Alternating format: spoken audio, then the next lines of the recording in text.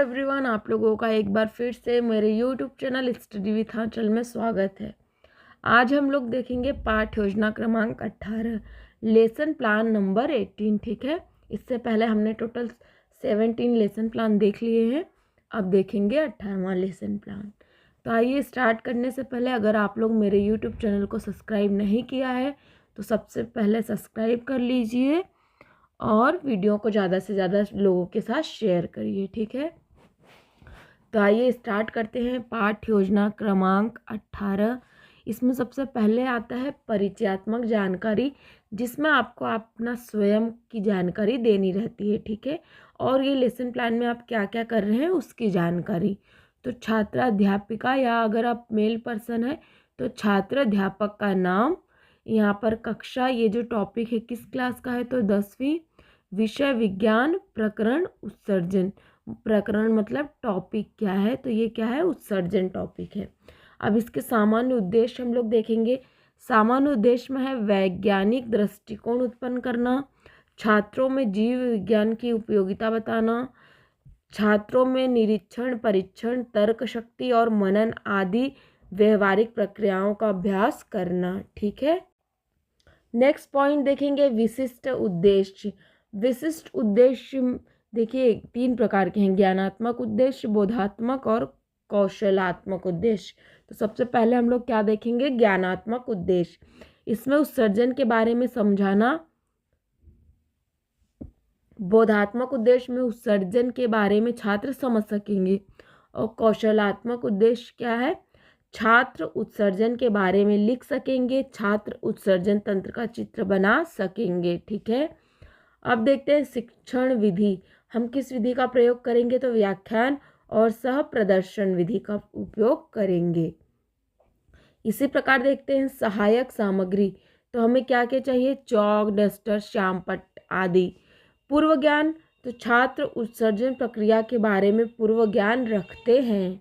ठीक है, अब प्रस्तावना देखिए। प्रस्तावना आपको 3 कॉलम में लिखना है। सबसे पहले क्रमांक आ जाएगा, फिर छात्र अध्यापिका या छात्र अध्यापक क्रिया और छात्र क्रिया।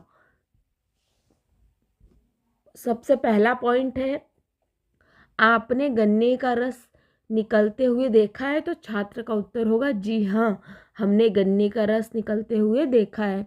दूसरा, गन्ने के रस निकलने के बाद गन्ने का बचा हुआ भाग क्या कहलाता है, तो बचा हुआ भाग अपशिष्ट पदार्थ कहलाता है। तीसरा, ठीक उसी प्रकार हमारे शरीर से भी अपशिष्ट पदार्थ निकलते हैं। कौन कौन से हैं, तो हमारे शरीर से निकलने वाले अपशिष्ट पदार्थ मल, मूत्र, पसीना आदि है। ठीक है, फिर हमारा उद्देश्य कथन स्टार्ट हो जाएगा। तो उद्देश्य कथन में हम बच्चों को बताएंगे कि छात्र आज हम उत्सर्जन के बारे में अध्ययन करेंगे। ठीक है, नेक्स्ट है प्रस्तुतिकरण। प्रस्तुतिकरण आपको 5 कॉलम बनाना है। फर्स्ट क्रमांक का, सेकंड शिक्षण बिंदु, थर्ड छात्र अध्यापक क्रिया, फोर्थ छात्र क्रिया और फिफ्थ है श्यामपट्ट कार्य। इसमें सबसे पहला पॉइंट आप लोग देखेंगे उत्सर्जन। अब उत्सर्जन की हम सबसे पहले परिभाषा देखेंगे। वह जैव प्रक्रम जिसमें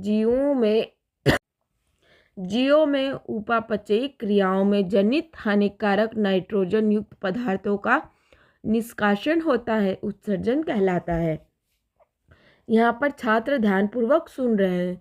अब हम श्यामपट्ट कार्य में एक चित्र द्वारा समझा देंगे कि निष्कासन क्या है। सबसे पहले उत्सर्जन, उससे जो उपापचय क्रियाएं होती है, फिर हानिकारक पदार्थ निकलते हैं और उस निकलने को निष्कासन कहते हैं। इसको आप चाहे तो कलरफुल शीट पे भी लिख सकते हैं। ठीक है, आपको जो सही लगे वो कर सकते हैं। फिर हम लोग देखेंगे एक कोशिकीय जीव इन अपशिष्ट पदार्थों को शरीर की सतह से जल में विकसित कर देते हैं। अब नेक्स्ट पॉइंट देखिए, उत्सर्जी पदार्थ। उत्सर्जी पदार्थ जंतुओं के शरीर में बनने वाला सबसे प्रमुख उत्सर्जी पदार्थ CO2 है। इसके अतिरिक्त अमोनिया, यूरिया भी उत्सर्जी पदार्थ है। ठीक है, CO2। ठीक है, इसी प्रकार यहाँ पर आप लोग लिख देंगे, छात्र ध्यानपूर्वक सुन रहे हैं। उत्सर्जी पदार्थ कार्बन डाइऑक्साइड, अमोनिया, यूरिया, ये हमने श्याम पट्टकार्य में लिख दिया। उत्सर्जन जंतु और पादप दोनों में पाए जाते हैं। अब नेक्स्ट पॉइंट देखिए, मानव में उत्सर्जन। मानव में उत्सर्जन तो देखिए, मनुष्य एवं समस्त वर्टिब्रेटा उपसंघ के जंतुओं में वृक्क सबसे महत्वपूर्ण उत्सर्जी अंग है। वृक्क से संबंध अन्य रचनाएं हैं जो उत्सर्जन में भाग लेती हैं। मूत्रवाहिनी, मूत्राशय तथा मूत्रमार्ग। छात्र ध्यान पूर्वक सुन रहे हैं व चित्र बना रहे हैं। ठीक है, श्याम पट्टकार्य में यहाँ पर आपको ऐसे डायग्राम बनाना है। ये आप कलरफुल भी बना सकते हैं, आप जितना अच्छा चाहे उतना अच्छा इसको कर सकते हैं। मैंने यहाँ पर सिंपल बनाया है, लेकिन आप लोग चाहें तो कलरफुल शीट पे भी अच्छे से इसको बना यहाँ पर लगा सकते हैं। ठीक है, तो आइए हम आगे देखते हैं। वृक्क। वृक्क क्या है? मनुष्य में एक जोड़ा वृक्क होता है। प्रत्येक वृक्क उदर गुहा की वृत्तीय देह से सटे हुए कशेरुक दंड के दोनों ओर स्थित होते हैं। 10 सेंटीमीटर लंबा और 5 से 6 सेंटीमीटर चौड़ा होता है। बायां वृक्क दाएं वृक्क की अपेक्षा ऊपर स्थित होता है। ये जो वृक्क होता है ये एक सेम के बीज के आकार का होता है। ये इस प्रकार से आपने सेम देखा होगा, उसी के प्रकार का होता है हमारा वृक्क। ठीक है, कभी आप लोग सेम लेके देखिएगा, ये इस प्रकार का होता है। इसके ऊपर ऐसे संरचना बनी होती है ऐसे। ठीक है, एक वृक्क ऊपर होता है और एक वृक्क थोड़ा सा नीचे, मतलब दोनों समान नहीं होते हैं, है ना। यहाँ श्याम पट्टकार्य में हमने लिख दिया उसकी लंबाई, चौड़ाई और कितने, देखिए यहाँ पर लिखा हुआ सेम के बीज जैसा होता है। अब नेक्स्ट देखेंगे मूत्रवाहिनी। मूत्रवाहिनी किसे कहते हैं?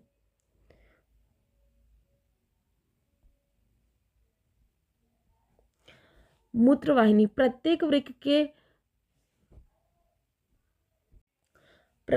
वृक्क के आइलम से एक मूत्रवाहिनी निकलती है।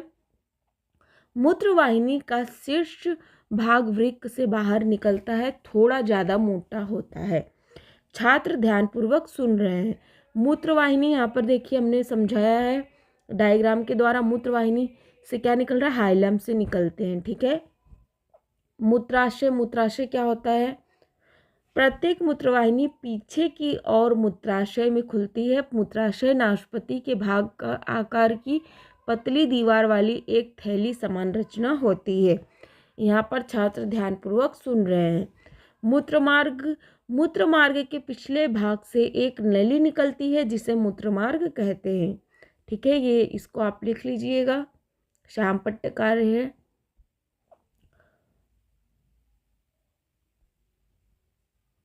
नेक्स्ट है उत्सर्जन की क्रियाविधि। निस्पंदन सबसे पहले होता है। जब वृक्क की धमनी की शाखा वृक्काणु में प्रवेश करती है तब जल, लवण, ग्लूकोज, अमीनो अम्ल, अपशिष्ट पदार्थ कोशिका में से होकर वोमट संपुट में आ जाते हैं। छात्र ध्यानपूर्वक सुन रहे हैं। अवशोषण। तो अवशोषण क्या है? वृक्काणु के नलिकाकार भाग में शरीर के लिए उपयोगी पदार्थ जैसे ग्लूकोज, अमीनो अम्ल, लवण व जल का पुनः अवशोषण होता है। नलिका स्त्रावण। यूरिया, अतिरिक्त जल व लवण जैसे उत्सर्जी पदार्थों वृक्काणु के नलिकाकार भाग के अंतिम सिरे में रह जाते हैं, मूत्र का निर्माण करते हैं। वहाँ से मूत्र संग्राहक वाहिनी व मूत्रवाहिनियों से होता हुआ मूत्राशय में अस्थायी रूप से संग्रहित रहता है तथा मूत्राशय के दाब द्वारा मूत्रमार्ग बाहर निकलता है। ठीक है, छात्र ध्यानपूर्वक सुन रहे हैं और ये हमारा श्याम पट्टकार्य हो गया। ठीक है, इस प्रकार से आपको लिखना है। अब हम बच्चों से कुछ पुनरावृत्ति प्रश्न करेंगे। उत्सर्जन किसे कहते हैं? उत्सर्जी पदार्थ कौन कौन से हैं? मूत्राशय से क्या होता है? मूत्र मार्ग से क्या होता है और वृक्क का क्या कार्य है। ठीक है, बच्चों को हम कुछ कक्षा कार्य भी देंगे। तो कक्षा उत्सर्जी पदार्थ के नाम बताइए, पादप उत्सर्जन किसे कैसे करता है, मानव उत्सर्जन तंत्र का मुख्य अंग कौन सा है, मूत्राशय का आकार कैसा होता है और वृक्क का आकार कितना होता है। ठीक है, गृह कार्य में है मानव उत्सर्जन तंत्र का नामांकित चित्र बनाइए और दूसरा है उत्सर्जन किसे कहते हैं, उत्सर्जन की क्रियाविधि समझाइए।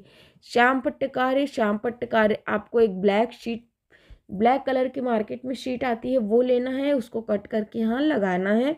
इस पे आपको सारी चीज़ें लिखनी है। श्याम पट्ट सारांश मतलब छोटे में लिखना है, थोड़ा सा लिखना है। पाठ योजना क्रमांक लिख देंगे।